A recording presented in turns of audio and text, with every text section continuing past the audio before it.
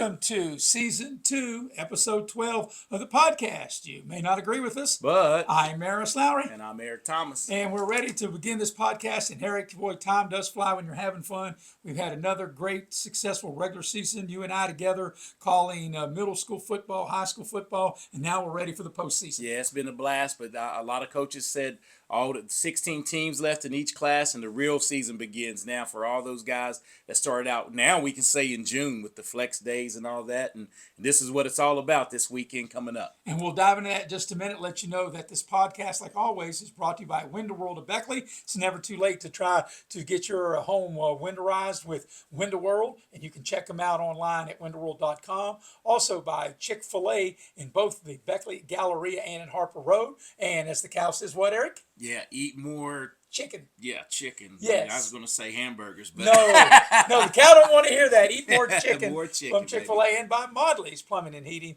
You can dial up Modley's at 304-253-HELP. So we'll start with high school football, and we always talk about the Raleigh County report. And there are two Raleigh County teams that have qualified for the postseason: Beckley in Class 4A and Independence in AA. And Eric will start in Class 4A, and we'll start with Beckley. And before we talk about Beckley's opponent, we got to go back and visit George Washington. And I, for one, is surprised the way that game was, because I had a chance to watch it. It was really only a half of football as George Washington led Beckley 42-0 at halftime. In the second half, they ran the clock straight through only 5-minute quarters. Beckley only ran 3 offensive plays in the second half. Yeah, and I think that was one of those games that you just take your licking and get ready for this week coming up. And I knew George Washington was going to be ready for Beckley, having lost to him late last year. But I just didn't think the Beckley team showed up, and you just get that one out of your system, and you got to get ready for Wheeling Park this week. Yeah, and I think Beckley, of course, their coaches do a great job preparing the kids to get ready to play, but it just looked from the very beginning that, I don't know, it was like Beckley's players were somewhere else other than where they needed to be. Yeah, maybe they were focusing on what the opponent coming up and thinking about the playoffs, but to me, that was a playoff game last week, but I don't think that would have any bearing on what's going to go on this week, but not a good showing for that Flying Eagles. And I would totally agree with that. And Beckley will take on Wheeling Park, and to my knowledge, the first time ever that Beckley and Wheeling Park has played in football. They'll play up in Wheeling for number one. For Beckley, that's a long, long drive. You're probably talking 5 hours plus on a bus. It's a 7 o'clock kickoff, so they'll leave Friday morning, and I'm sure Coach Surratt will probably break the trip up, being such a long trip to go up there and play on the road. Yeah, but this group of kids, a lot of them were on the squad that took the trip to Washington, which was probably 45 minutes to an hour shorter, so that would probably bode well for the team and the travel, and the coaches know what they need to do for game day and get ready. So I don't really see that being a problem, because it's a playoff game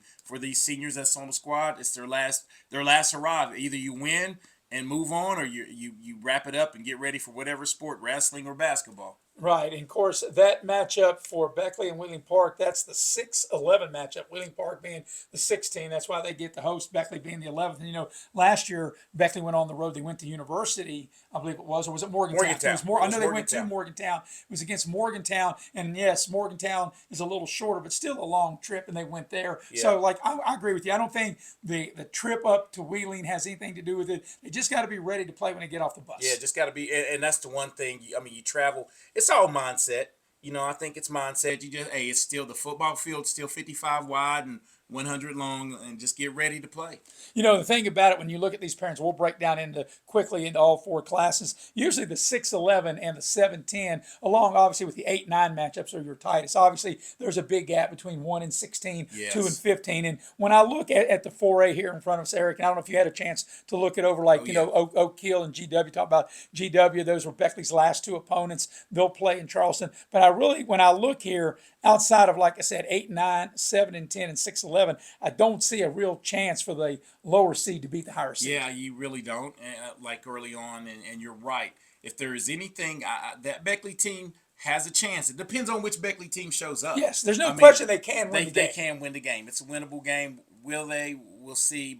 And you're right, a lot of these teams, a couple of games, probably going to be some blowouts in all 4 classes. Well, here's the thing, and I researched this more in Class 4A than I did in the other classes. But out of the 16 teams, half the field, 8, do not have winning records. They're either 500 or below. Beckley being one of those teams at 5-5. Yeah. So only 8 out of the 16 have winning records. Yeah, and a lot of that's because it's real top heavy. I think Spring Mills probably dealt a bunch of those, and Martinsburg dealt a bunch of those teams Right. losses. If you look, I think Musselman's made the playoffs. They did, yes. Okay, you got and actually they come in at number Jefferson, 9. Right. Musselman, Jefferson, Spring Mills. They and They all Martinsburg. made it, yeah. They all play, one another, and so you're gonna get some losses dealt to you. Right. And you have Parkersburg South at 3-7. Yeah, They're in there and they're taking on number 3 Martinsburg. Yeah, That looks like it's going to be tough. ugly. That's going going to to be be ugly. fast. It's going to be ugly. It's going to be and ugly quick. I'm not into the predicting, but I would have to say this, and I'm totally wrong. But all the higher seeds, all the home teams, I'm kind of leaning toward all the home teams in 4A. Yeah, I mean it's going to take a well of a game for a Beckley to go on the road and win. And I think who was the 7-10 matchup? The 7-10 matchup is Parkersburg and University. I mean, Parkersburg could win, but I just favor University. And I did some research on University, the high scoring team the last 4 weeks. Yeah. And in any class has Right. been University. The Hawks have been really rolling. So. And you have an 8-9 matchup. You have 9 Musselman at number 8 Spring Mills. Yes, could they bring Spring Mills? They could, but if you had to say pick a team, I would say Spring Mills. Yeah, because I think the Musselmans, their biggest win actually was on the road at Wheeling Park this year. I think they won 21-14. But that Spring Mills team is a team that played for the 4A championship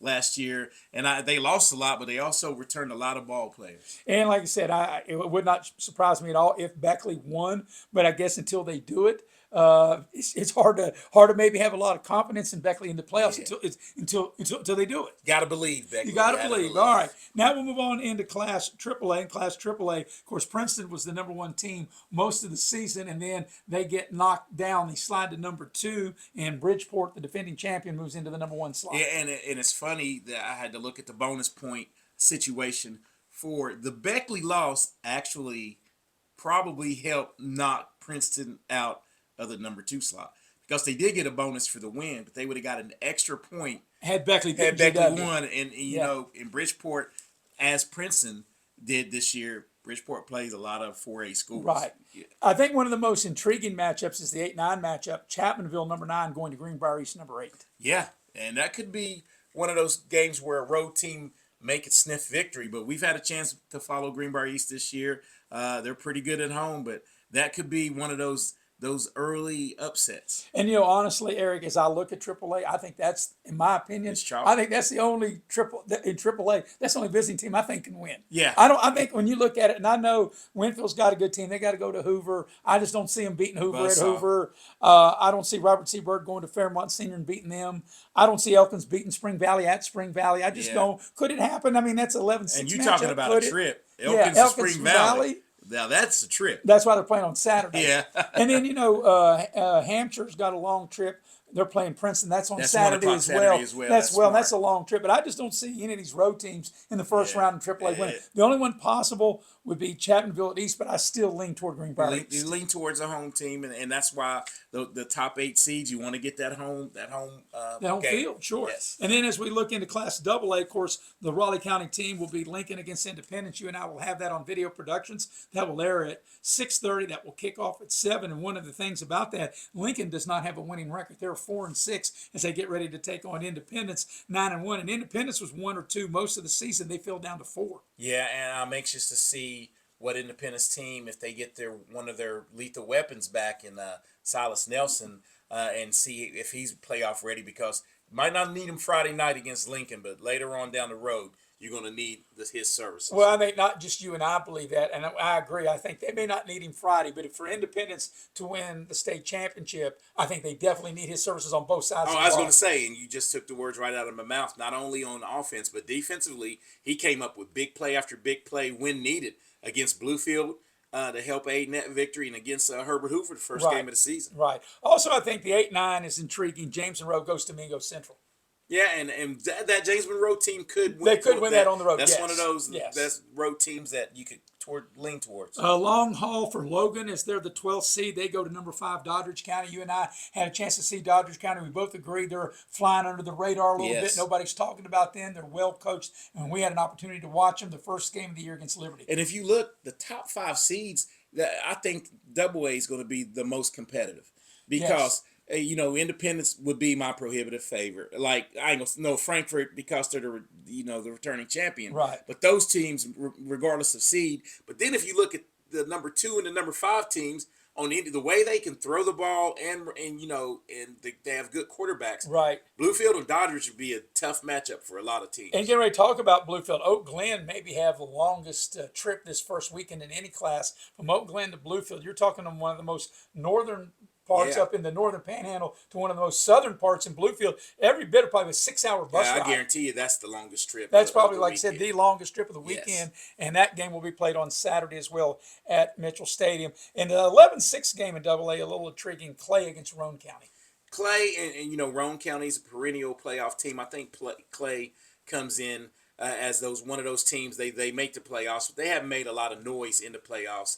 Roane County is a tough place to play. So I would say out of these games that we've talked about, I think, in my opinion, that I would lean to the only road team I think is going to win. I think James Monroe is going to win that game. And I think they're the only road team that's going to win. Now, if I'm wrong, I'll come back here and say I'm wrong because it's recorded. We'll We're all on fact check here. it. That's right. right. We'll fact check it. I'll be the first to admit that I was wrong. But it just the way the structure is in a small state like West Virginia, that's why you get such a big gap, especially from the 1 seed to the 16 seed, and maybe from like 1 to 9, 8. That's such a big gap. More teams is saturated. Once you move to 4 classes, it's just really tough. And that's just a whole nother conversation. Right, a whole nother conversation. We don't have time for that here. And then also we moved to class single A, and Wheeling Central is the number 1 seed. And they only played 8 games. 8 games. They were 6-2, and they'll play Tulsa on Saturday in the opening round. It kind of reminds me of the old Bluefield teams back in Double A. Yeah, nobody would play them. They only had 8 games and still would finish in the top 2. Tug Valley with a long trip on Saturday. They go to Tucker County. Wow, home of Jed Drenning, that real famous quarterback that went from there to Glenville State and played for Rich Rod. Right. Also, you're friends with the coaching staff at Greenbrier West. They travel to Pendleton County. And I've actually had a chance to talk to the coach, and they got a player back that's been missing for like 4 weeks. So he said the tailback, they'll need all the help they can, because he said Pendleton County's quarterback is just unreal. And maybe another really long trip is Meadow Bridge going to Cameron. Meadow Bridge, not quite as far south as Bluefield, but Cameron maybe not quite as far north as Oak Glen, but still a long trip. That's a Saturday game. Yeah, nice little trek for the Meadow Bridge Wildcats. Yeah, and then we look here, Ritchie County against Clay County, and did I say Clay County? I beg your pardon. That is incorrect. I did say Clay County. Because Ritchie County, Clay County will be playing Roane and Ritchie. Right. And then you have what I was looking at is Wirt County. Wirt County and St. Mary's. That's an 11-6 matchup, Wirt County at St. Mary's. And that's one team. St. Mary's is always in the playoffs, single-A playoffs. Right. Wirt County, that'll be a tall task to try to go win that one. So when I look at all these games, and I know we touched on each one of them, but not a lot really that thorough, Eric. Like I said, I think, and I'm probably going to be wrong because you got to think more than one team is going to win on the road. But right now, the only one I feel confident saying is going to win on the road is James Monroe. James Monroe. Yeah. I don't know what's your take. What's your take on that? Would you agree? Disagree? It's going to be tough for a lot of teams to win on the road. And I don't know much about Chapmanville, but I know that Greenbrier East has dynamic quarterback, like the quarterback, good wide out, great, running back, well coached. But you just don't know what you get with those matchups. Well, you don't know. And I saw Chapmanville, of course, that was when they scrimmaged Independence early in the season. And of course, that seems like forever ago. And that scrimmage has nothing to do with what's going to happen on Friday night. Right. And you're right. Could Chapmanville win that game? Sure. But I'm saying if somebody was saying just make a pick on all the games, I would take Greenbrier East. If I had to pick one East, and if I had to pick one team to win on the road, I would pick James Monroe. Yeah, and because James Monroe, they're a proven commodity to me because they've done it. Yeah, so we need to do what with the podcast? You need to like, share, and subscribe, Warden Broadcast Network on YouTube, and find us on Facebook. I'm facing Eric's book. And do the same thing, like and share. And once again, Friday night, Eric and I will be at Coal City for the opening round AA matchup between number 13 Lincoln coming from Shinston, which is around near Clarksburg. You're looking probably 2.5 hour trip Easy to Coal trip. City. Easy trip right down the interstate. And come to Beckley to make your way over to Coal City. And Eric and I will have it airtime 6:30, kickoff at 7 o'clock. Looking forward to that. We might have to be outside. Hopefully, it's a little warmer on Friday night than what it already has been. Yeah, because this we're, week. hey, we're a little soft. We're not cut out for that That's outside right. weather. Yeah, I'm a little soft. I might have to wear a Hawaiian shirt, though. I'm gonna wear a Hawaiian shirt with nothing under it and have it unbuttoned to show you how tough I am for the weather. How you like that? Yeah. That'll show you I'm not soft. That'll show show I'm not soft. All right, we got to switch gears to college football, and first of all, I want to lead off with another big win by the Mountaineers as they defeated prime time Deion Sanders and the Colorado Buffaloes. Mountaineers have strung together 2 straight wins. Yeah, not only 2 straight wins, but I think 3 quality games where they've played at least 2 quarters. Even a TCU game, it wound up, I think it was 23-17, and they hung tough and playing. And I think right now it's better late than never.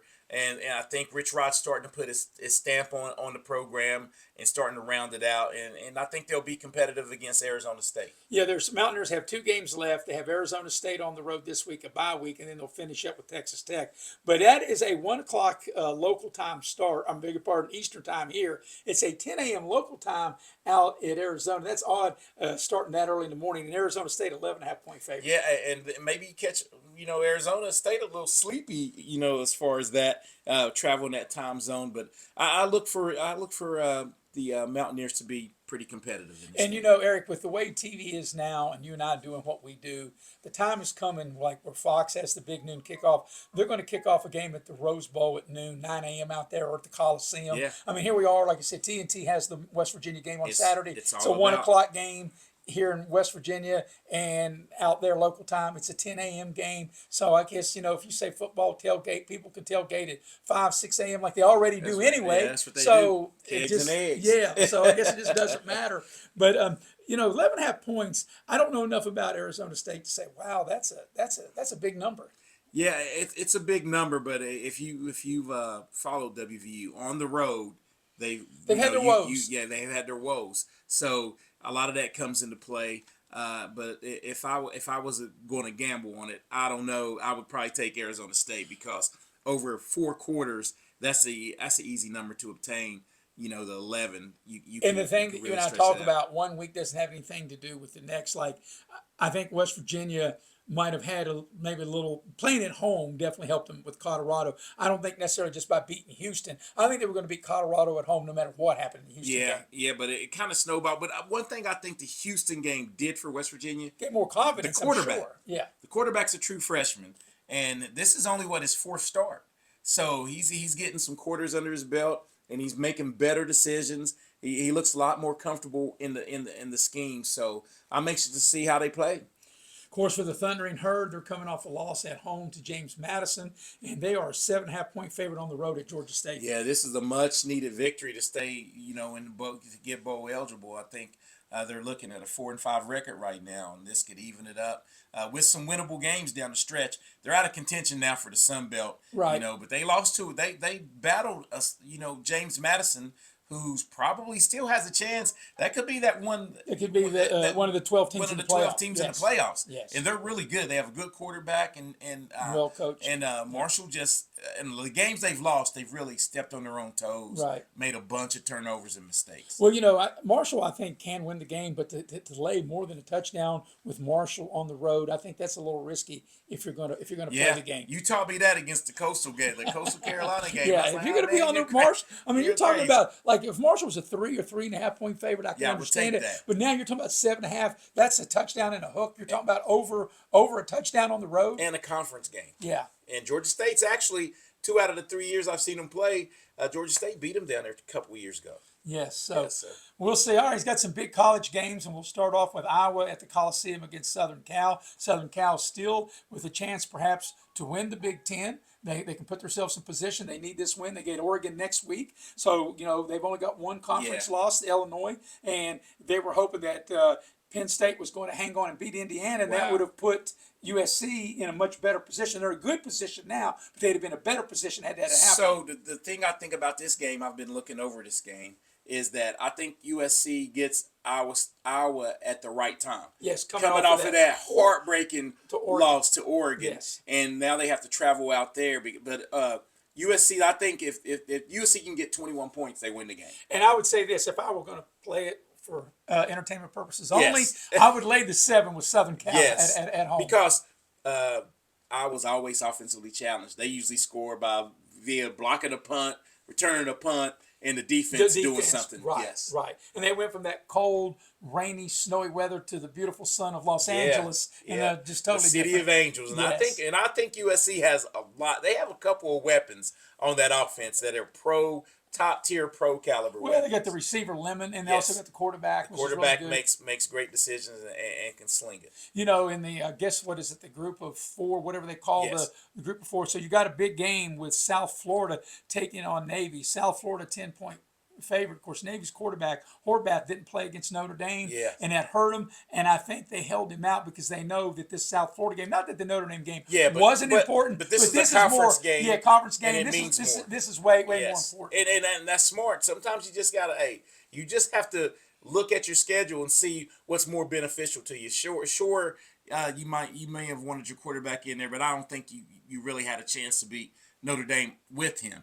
But this South Florida game is a winnable game, and if you're South Florida, it's all laid out. It's all out there in front of you. Right after Memphis lost to Tulane. Plus, you've played a tough out of conference schedule, so you're right there if you're South Florida. And here's another thing, once again, for entertainment purposes, I would take Navy in the 10 because I think with their offense, they can control the clock. Yeah. And, you really got to be disciplined when you play that Navy team. Yeah, and that's one I actually like to watch the Army service and the academies, right. because you know what they're going to do, but it's still hard to stop Frustrating. it because they do every assignment well each time.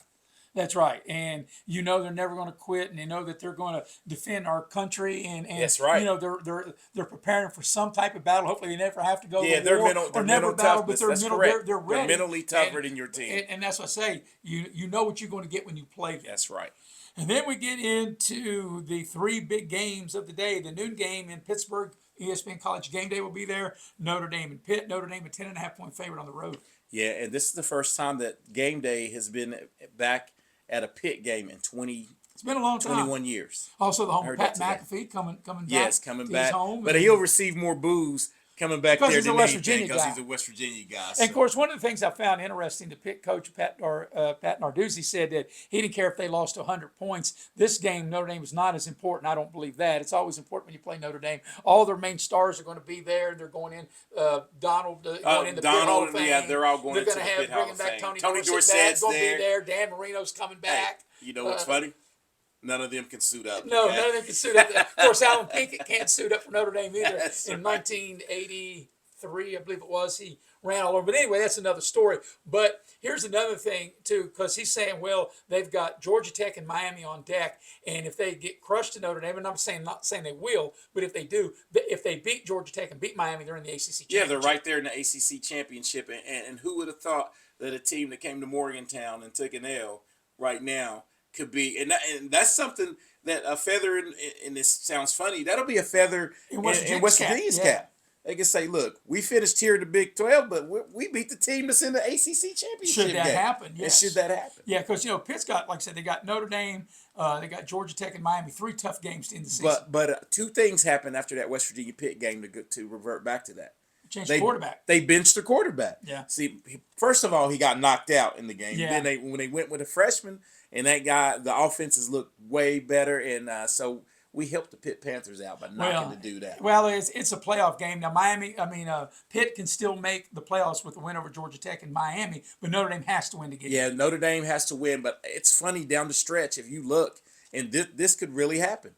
Miami could back their way back in. That's right. Because Pitt, Georgia Tech, Virginia, Louisville, they all lost. last week, and then three of those teams, they play each other down the Right. stretch. And like I said, So really, it's really right in front of Pitt it's right in because they front of get Pitt. Georgia Tech and Miami. That's at their place. Yeah.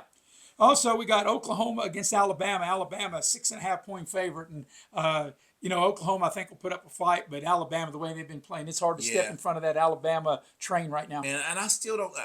Oklahoma's defense is special, but I still think their quarterback is still not like he was pre-injury. I don't think so. And then a big night game between the hedges, Texas at Georgia. Georgia 7-point favorite. In my opinion, I think if Texas loses, that gives them 3 losses. I think they're out. It's funny. We'll go over it later, but Texas just keeps hanging around. Yeah. They just keep hanging around. So I'm with you. I want Georgia to get them out of put them out of their misery. Well, get them if Georgia beats them with 3 losses, I think they're out of their misery, and that will take it for college football. So one other thing, though, we're gonna, before we get to our top 12, Eric, we have to do what with the podcast? You need to like, share, and subscribe. Warden Broadcast Network, YouTube, and find us on Facebook. I'm and Book. That's right. And you can like and share us there, please. That's right. Also, this podcast is brought to you by Window World of Beckley, also by Chick-fil-A in the Beckley Galleria and at Harper Road. You have to do what?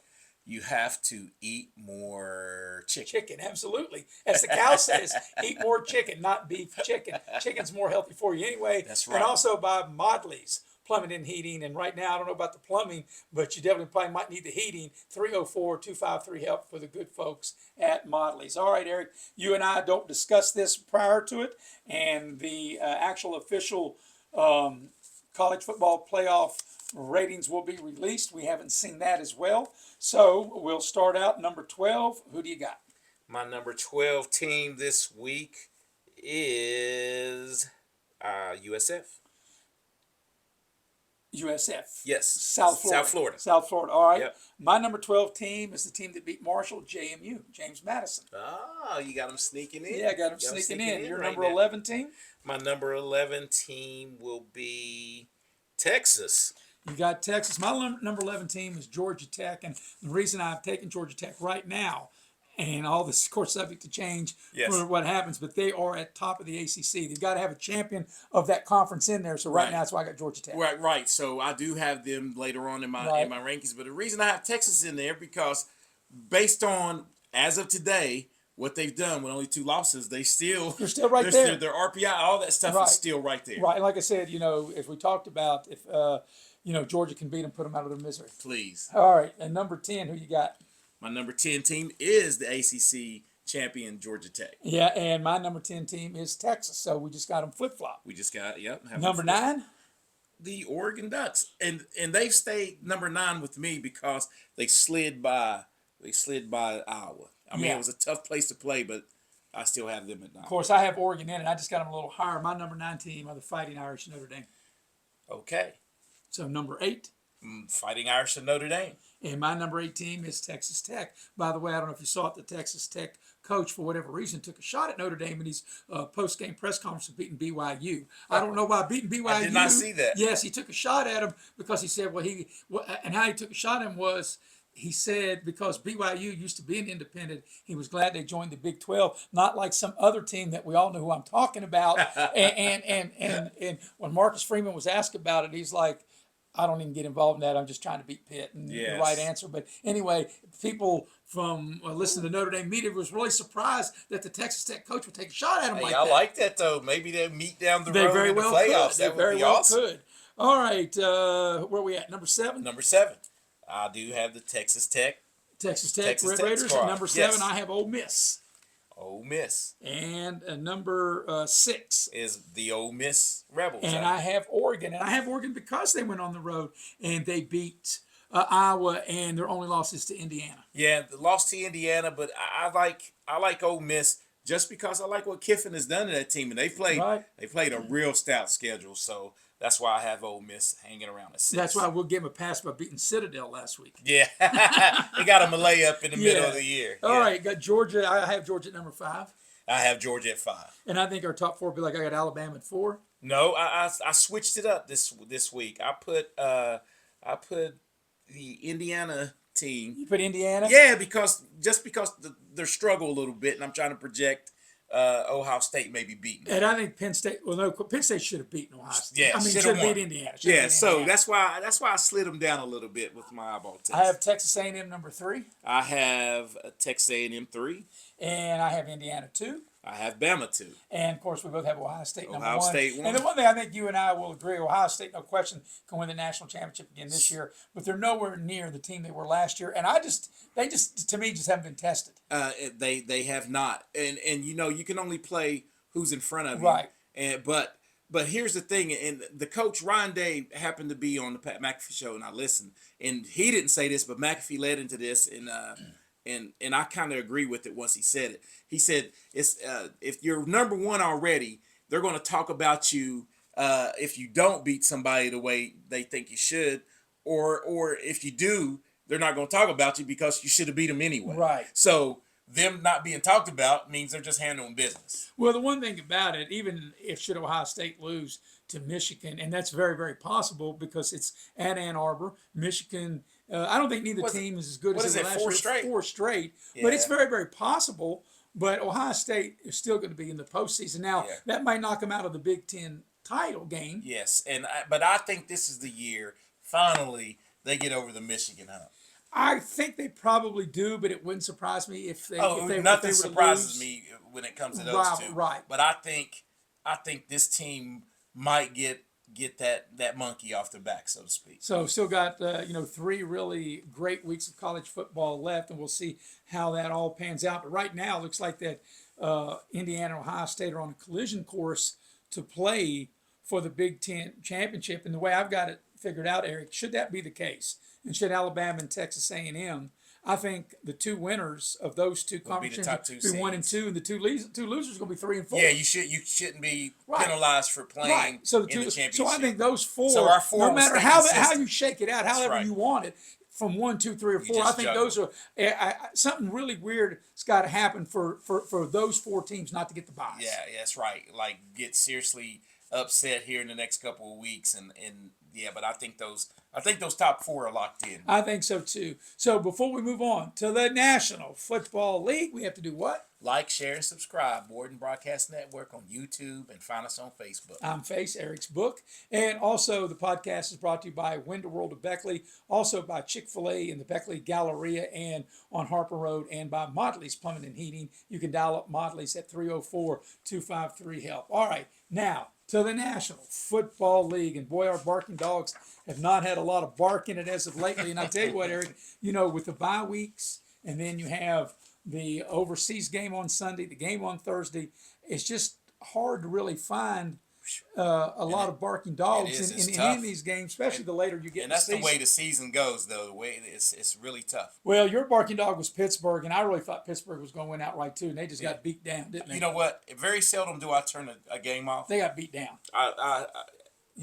Started third quarter, I was like, this is way gone. So, Eric, you are 5-5. I'm 4-6. I had the 49ers, and, of course, as I mentioned last week, if you didn't catch it, that home division dogs cover 70% of the time. Well, the 49ers were in that 30% percentile. But the Buffalo Bills against Miami, and Buffalo found out that Miami was in that 70% because they beat the Buffalo Bills down. And that shows you the way the NFL is, man. Any given Sunday, things can happen. But I think the cream in both conferences are starting to rise to the top. But it's funny how Buffalo just a week ago was anointed, Right, they beat Kansas City. They're back. And then they get crushed in Miami. But people, if you watch the whole game, one play actually changed the course of the game when they called an intentional grounding on Mahomes. Which it shouldn't have been. Which it shouldn't have been. And everybody's like, well, I said, that they had a chance to go down and score right there before halftime and could have changed the complexity. And if you also remember the long pass Kansas City hit when the receiver fell, his rear end hit just about 6 inches from the goal line. From being a touchdown. And then they had to get a field goal instead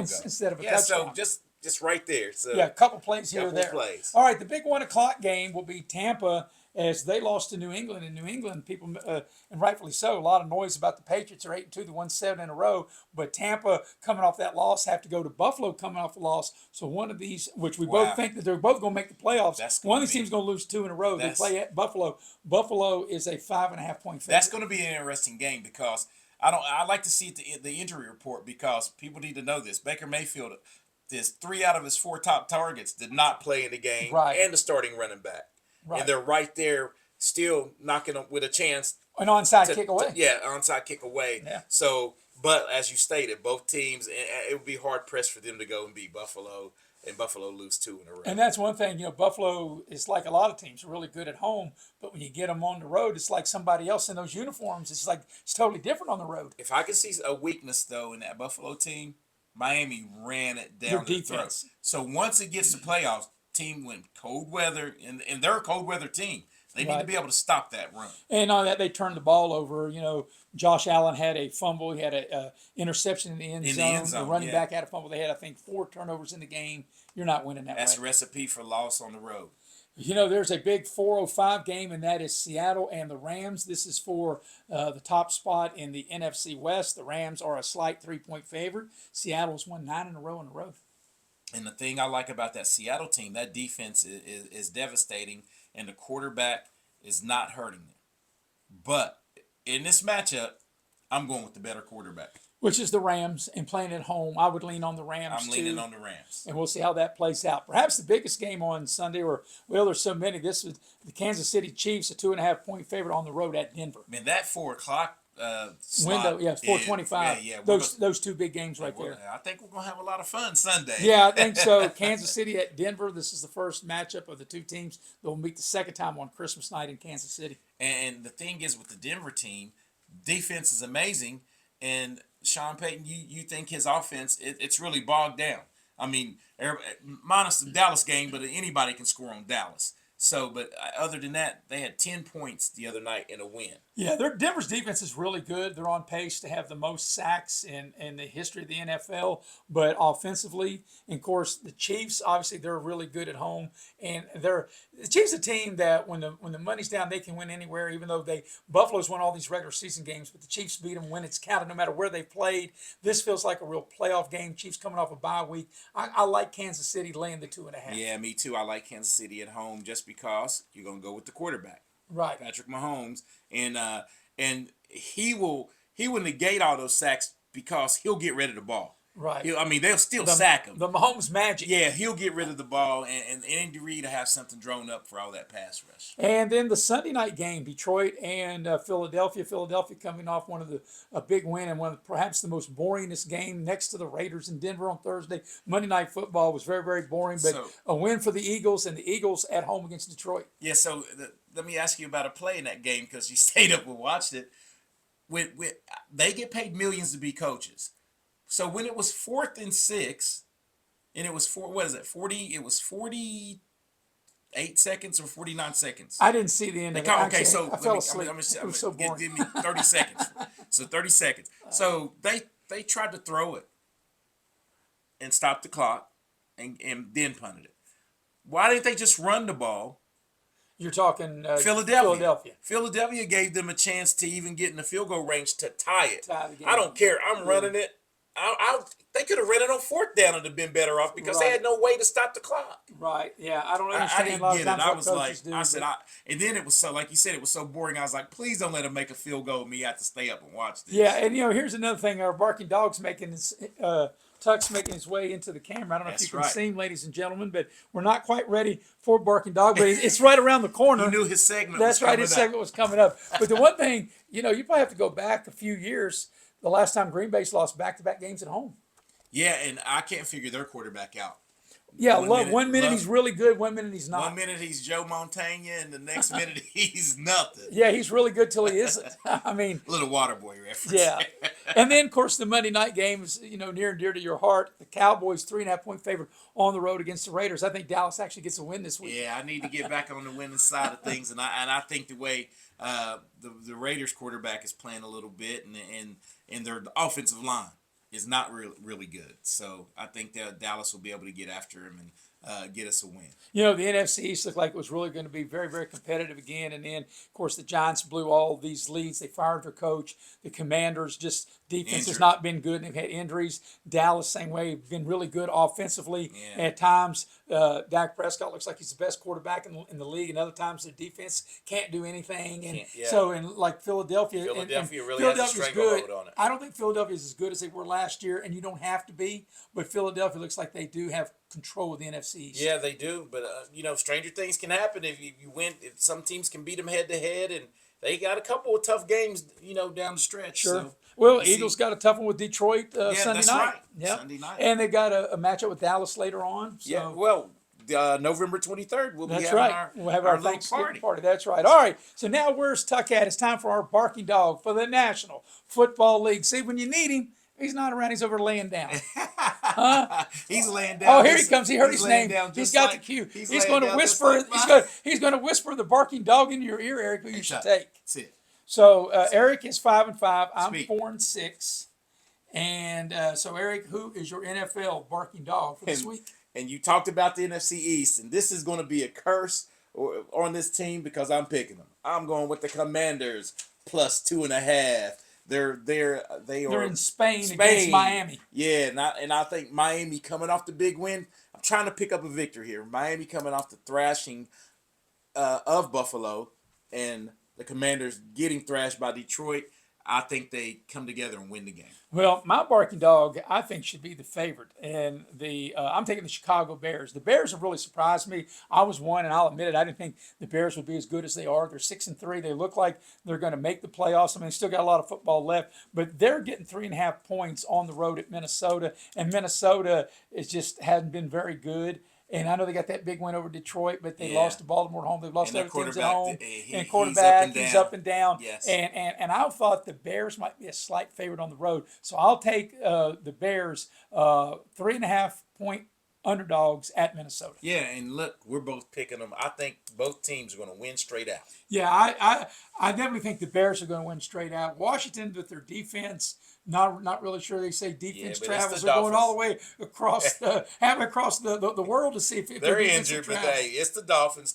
Tua's going to give you a couple picks or something like that, and I think the Commanders get a win. All right, before we say our goodbyes, we appreciate everybody tuning in. We have to do what, Eric? Like, share, and subscribe at Warden Broadcast Network on YouTube, and find us on Facebook. I'm Face, Eric's book, and this has been, you may not agree with us, But I'm Maris Lowry. and I'm Eric Thomas. See you next time.